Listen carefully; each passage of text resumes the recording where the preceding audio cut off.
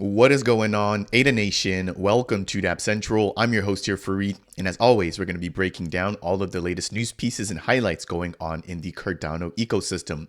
First things first, I do want to briefly jump into Project Catalyst and funding round number 11, highlighting some of the deadlines and some of the changes that we can expect with this particular round.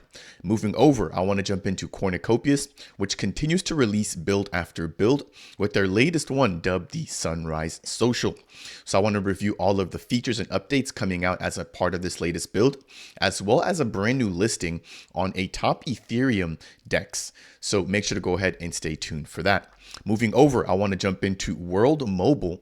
So this team is expecting a community AMA taking place tomorrow. I believe that's going to be on November 30th. And not just that, we've just seen a ton of news and some pretty big highlights coming from this particular protocol. So they've officially reached over 1,000 air nodes deployed in Zanzibar and Pakistan combined. But for today, I want to jump into their operational reserves, which has just been explained by the team. On top of that, they've also got their own centralized exchange listing, which I do want to go ahead and tease out as a part of today's video. Now, after that, I do want to jump into some news pieces surrounding Lenfi and some of their recent governance proposals, as well as a pretty cool catalyst proposal, given the fact that, again, we are going to be in funding round number 11. Last but not least, I want to briefly highlight Metera and an upcoming live stream, which I'll actually be a part of in collaboration with the Cardano spot. As always, if it's your first time stopping by the channel, my goal is to help you guys here in the community stay up to date when it comes to everything going on in Cardano. If you do appreciate updates like these and you want to support the channel, then definitely consider delegating to the Dapp Central stake pool, which is stake pool ticker DAPP. Moving forward between epochs number 451 all the way to 493, the Metera ISPO will be ongoing, and I've been lucky enough to be selected as a partner pool. That said, you can earn the Metera governance token by delegating to the stake pool in addition to your traditional ADA reward. So if you'd like to potentially earn an additional token while supporting the Dapp Central stake pool, then again, make sure to go ahead and use the link down below as a part of today's video description. Jumping into the very first topic that I want to touch on as a part of today's video, let's jump into Catalyst round number 11. So I have jumped into some of the details about this particular funding round in a separate video. I'll go ahead and leave the link to it down below. But as it states, or as it stands right now, I should say, we have the initial proposal submission deadline wrapping up in about 9 hours from the time that I'm shooting this video. So we've had all the way between November 16th all the way through November 30th at 11 a.m. UTC to at least get your drafts out into the platform. Again, this doesn't have to be the finalized product, but you want to make sure to at least have your ideas submitted. Now, the finalization will actually last an additional 7 days, and that will actually close on December 7th at 11 a.m. UTC. Now, after that, it's pens down, and all the proposals will now be turned over to proposal assessors for a community review. That'll take place between December 14th all the way through January 25th. Following that, there's going to be a voting period, and this is where the Cardano community steps in and actually has a vote as to whether or not they want to select or fund a particular proposal. Now, one of the biggest things that came out of the latest funding round is the removal of the downvotes. If you guys did not pay attention, or if you guys were just not aware, during funding round number 10, there were a lot of whale wallets basically downvoting proposals, therefore lowering the chances of those proposals actually getting funded. Now, the CF have now decided to basically step away from that model. So no more downvotes. You can only abstain or vote for a particular project that you want to support. So that is arguably one of the biggest changes that has come out of this latest funding round. Another big change was just to the structure or the grouping of the actual proposals themselves. So previously, you were able to submit a proposal regardless of whatever stage it was in, whether it was just an idea, whether you had a prototype, or whether it was a fully functioning product. Now, what they've done is they've broken this down into 3 separate categories, basically grouping all of the ideas together, allowing for the community to vote just on those. And those are basically ideas with no MVP or no functional product behind them.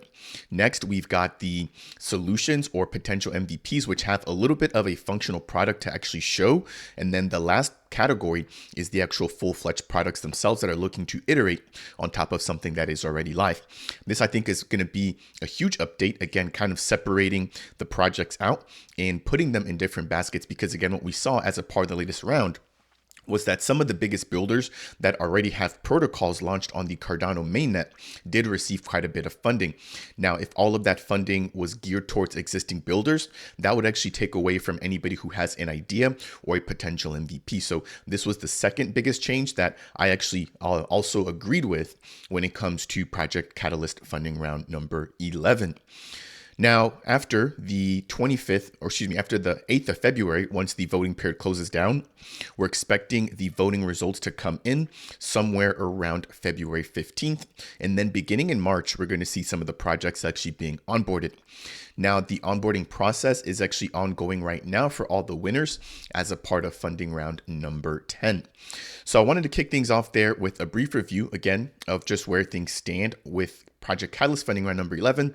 And again, as a quick reminder, if you have not already submitted your proposal, make sure to go ahead and do that before the November 30th deadline. Okay, let's go ahead and jump into some of the builders on Cardano. And first, we're going to jump into Cornucopias. So Cornucopias is aiming to be an MMORPG building utilizing the latest technology. In this case, it's going to be Unreal Engine 5. Now, we did see them upgrade their Unreal Engine, I believe, to version 5.1.3 not too long ago. And since then, we've got a brand new release dubbed Sunrise Social. So I want to just quickly touch on some of the updates here. But again, definitely jump into their Discord if you guys have any questions or maybe just want more clarity and nuance surrounding these updates. So the first one, and probably the biggest one in the list here, is going to be the implementation of their night and day cycle. So I spoke to David, their lead developer at NFTLV in Vegas about a month or so ago. And this was one of the biggest things that they were anticipating. If you guys were keeping up with the protocol or with the metaverse, what they had done was release previous builds, basically touching on the early morning, the evening, the sunrise, and at nighttime. And what they were doing was gathering data when it comes to just how the shadows work, the lighting, reflections, etc., to be able to implement a full night and day cycle. So it states here, watch the sun go around the moon and come out. The world is running on a persistent day cycle. Check the time in the top right-hand corner of the user interface, and Cornucopias is now going to be set on a 4-hour day cycle for their first test release of this feature. So again, this team is paying attention to detail and iterating right in front of the entire community. Again, if you compare this particular build to the very first build, it's literally been night and day, no pun intended. Jumping over into the second piece here, it states that they've updated their cloud and weather system. Again, this team is really focusing on making this experience feel as realistic as possible. So they've improved their clouds, and they're also going to be adding additional density and more layers and variations to the entire weather system. Now, scrolling down a little bit, we've got emotes, the ability to basically show emotion, do dances, and just interact with other players, again, within the growing metaverse. So you can now go ahead and express yourself. And then after that, we've got some other updates surrounding communication. So they've added a global chat with emojis. And then there's also now the release of night racing. So racing was released about, I want to say maybe 2 weeks ago now. And that was around the same time that we had the green light for influencers to begin sharing content. And all of the racing that took place once or since the release has all been done during the daytime. So now you can race during the nighttime, and you can also go ahead and actually use your headlamps, but definitely do be careful. I'm sure that the visibility does play into the actual performance, or at least into the player's performance on the track there. So really cool to see again that this team is building certain things within the Toledo Valley Resort and then applying that over into the actual racing portion of the game. Again, keep in mind that that's just one particular activity when it comes to Cornucopias, with many more on the horizon. Now, they've also added some new NPCs, or non-playable or non-player characters, I should say, as examples within the game. So this is going to be the addition of Rattlesnake, which I think might actually be this guy here. I'll have to jump into the actual build in order to just confirm there. And then last but not least, we've got some vehicle performance updates coming in as well. So the team continues to build. Again, if you guys are not already within the actual early testing, I believe that holders of mythic NFTs, as long as they have the appropriate capacity within their computers, will be able to join. So definitely make sure to double check if you do hold NFTs, what rarity they are in anticipation of getting onboarded into their early testing phase. Now, rolling over into the next piece, I do want to jump into the fact that this team has now been listed on arguably one of the biggest dexes on the Ethereum network. That is going to be the Uniswap platform. So the Kopi/ETH pair is now available. So it states here in the tweet, we're excited to announce that we officially launched the Kopi token liquidity on Uniswap for the Kopi ETH trading pair. This is going to be a huge step in pushing forward their vision of being multi-chain, and this prepares them to expand into an ETH layer 2. So they don't actually name which one. I know that the biggest ones would probably include Polygon or Matic. But let me know what you guys think down below. I actually missed that particular piece there earlier, but that is really interesting to hear. So they're going to be expanding into an ETH layer 2. Anywho, scrolling over, if we jump into Uniswap, we've got Ethereum, again, which is going to be the token that we want to utilize in order to pick up the Kopi token. And then we can go ahead and actually type in Kopi down here. And as you guys can see there, you do have to verify the contract address. Definitely make sure to go ahead and compare that to what is listed here in the official tweet. But once you do that, you can go ahead and actually begin to trade Ethereum for the Kopi token. Now, over the course of the past couple of days, the Kopi token's value has shot up sharply, and I would definitely attribute that to the exposure here when it comes to Uniswap. So congrats and kudos to the team for all of their hard work. It definitely seems to be paying off here within the last couple of weeks alone. Next, I want to jump into some updates surrounding World Mobile.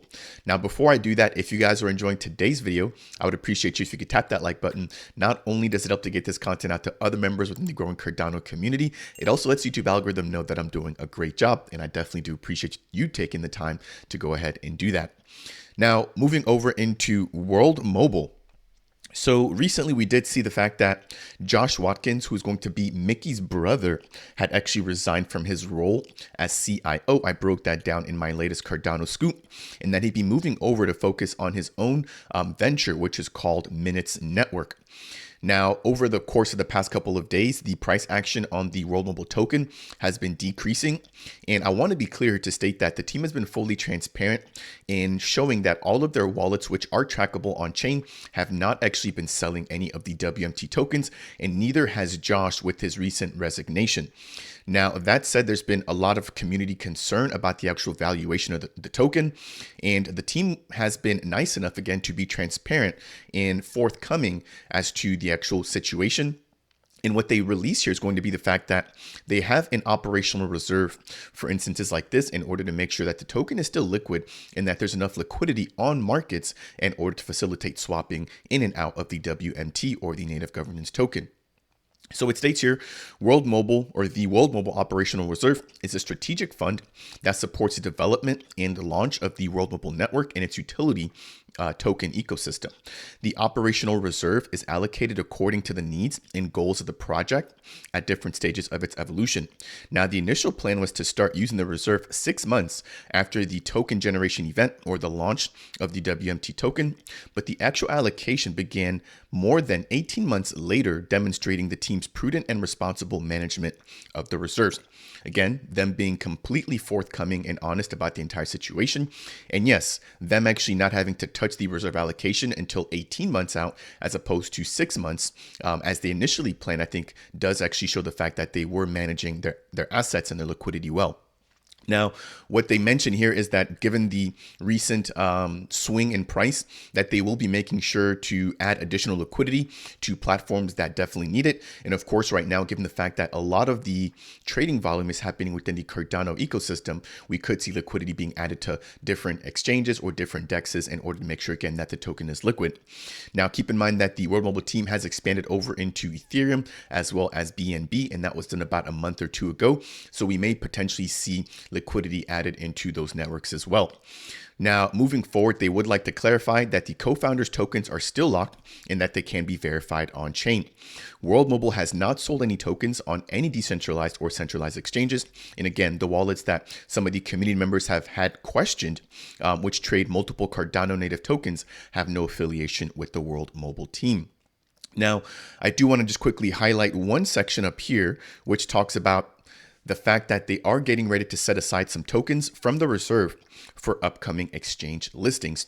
So that's actually going to roll us into the next piece of news here, which is the fact that the World Mobile team has now also had a listing on Gate.io. Now, Gate.io does serve as a centralized exchange. There's other Cardano native tokens that also trade on Gate.io, for example, like Paribus. And so to see that the World Mobile team is continuing to expand their reach and their accessibility of the WMT token within centralized exchanges, I think is definitely bullish and extremely positive. Now, some of the other big ones out there, for example, like Kraken, MEXC, Coinbase, and Binance would definitely, I think, give a lot more increased exposure, but it's good to at least see that the team is taking their time and doing this step by step. Now, I do want to quickly plug in the fact that the team will be having a community space taking place on November 30th. So if you guys have any questions surrounding World Mobile, their expansions, their token reserves, or Josh Watkins' recent resignation, definitely make sure to go ahead and jump on that in order to ask the team directly. And every time that I've been on one of these spaces, it's been nothing but pure information, again, coming directly from Mickey, Alan, Mike, Josie, and just all of the team in conjunction, right? So again, if you guys have any questions surrounding World Mobile, make sure to go ahead and join that space. Now, the very last thing I want to jump into is going to be their buyback program.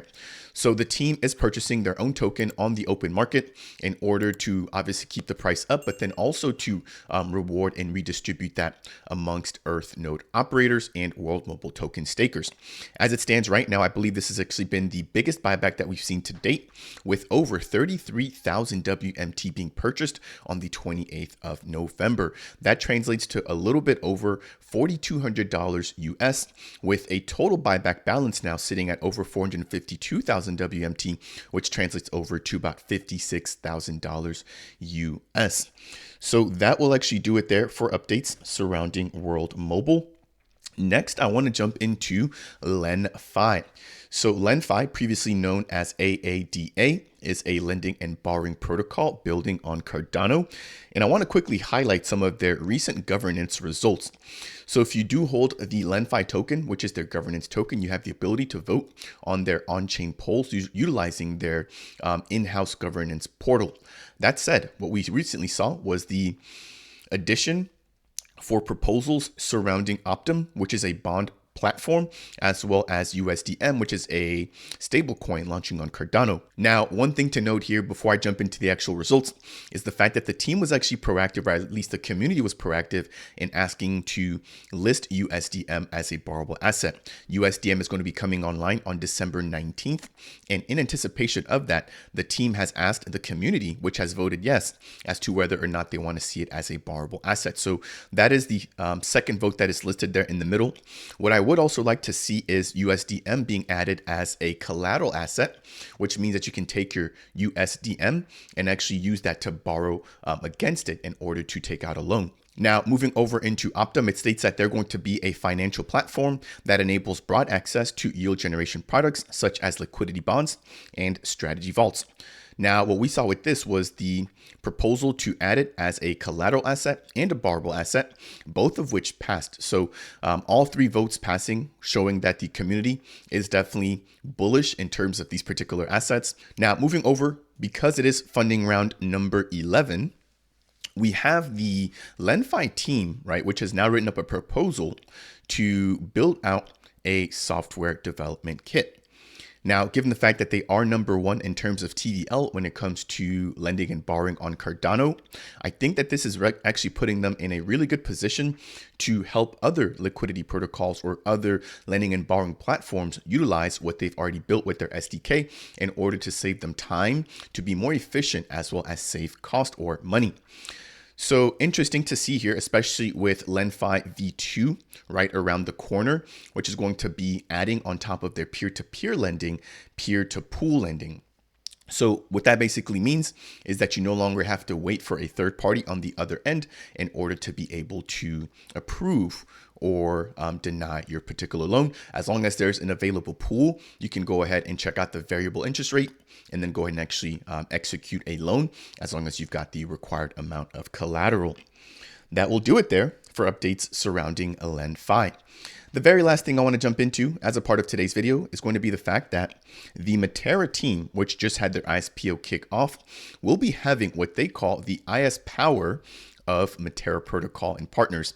Now, that's a play on words there. The ISPO includes the stake pool owned by the Metera team, but it also includes 13 partner pools, which Dapp Central is one of them. So as a part of this collaboration with the Cardano spot, we're going to be chatting about just the impact that this particular ISPO has had, not only for Metera, but also for the 13 partner pool. So make sure to go ahead and join in. It's going to be held on December 4th of 2023, of course, at 4 p.m. UTC. If you guys have any questions surrounding the ISPO, I'm more than happy to answer them. Just go ahead and make sure to leave them down below as a part of today's video. That will bring us to the end here. We talked about the Project Catalyst funding round number 11 timeline, Cornucopias, World Mobile, Lenfi, and Metera. If you guys found any portion of today's video to be helpful or insightful, I would really appreciate you if you could tap that like button. If it's your first time stopping by Dapp Central and you want more content like this surrounding everything going on in Cardano, consider subscribing. And last but not least, if you have any questions for me surrounding any of these protocols or just comments in general, then make sure to go ahead and leave a comment down below. That said, and as always, I will see you guys in the next video.